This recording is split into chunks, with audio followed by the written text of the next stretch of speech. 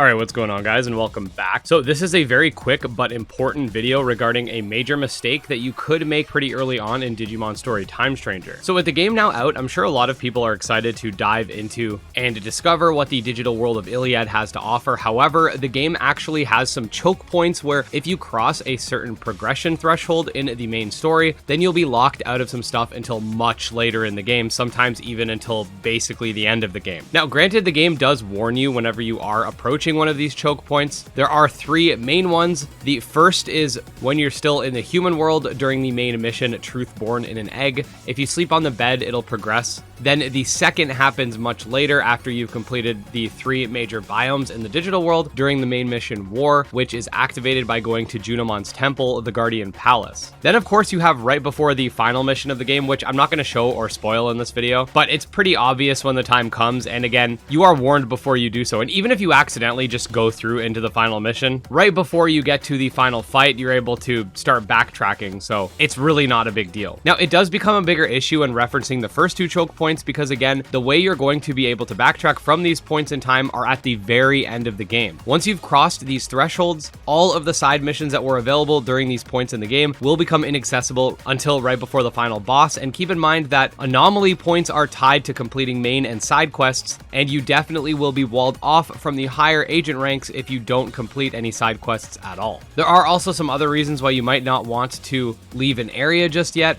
At least from what I could tell, a couple of important items, including the barbecue skewer set and the fruit tart set, which can be used to obtain the human spirits in order to unlock spirit evolution, are only available in the human world, and missing these will make you wait until the mid game in order to obtain them again. And then you won't be able to complete the first bunch of side quests, even when you do return to the human world later. In the digital world, you'll lose access to certain areas after the second choke point, and we'll have to wait a pretty hefty amount of time to get back to them. One of them being the factorial area, which has some really important items in it. Guide coming soon. Now, again, you will be able to backtrack and complete all the side missions and return to specific points in the journey all the way at the end of the game, right before the final boss. And I do plan on making a video talking about New Game Plus, the post game, etc. And I'll go over exactly how you activate this, but just really make sure that you've done everything you've wanted to, grinded all the Digimon you've wanted to, because spawns will change after choke points, available NPCs will change, and sometimes if you want to go back for something, you'll have to wait until the main story is progressed significantly.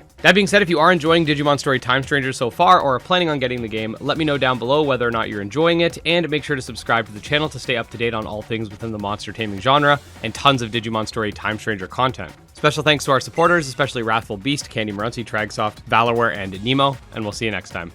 Peace.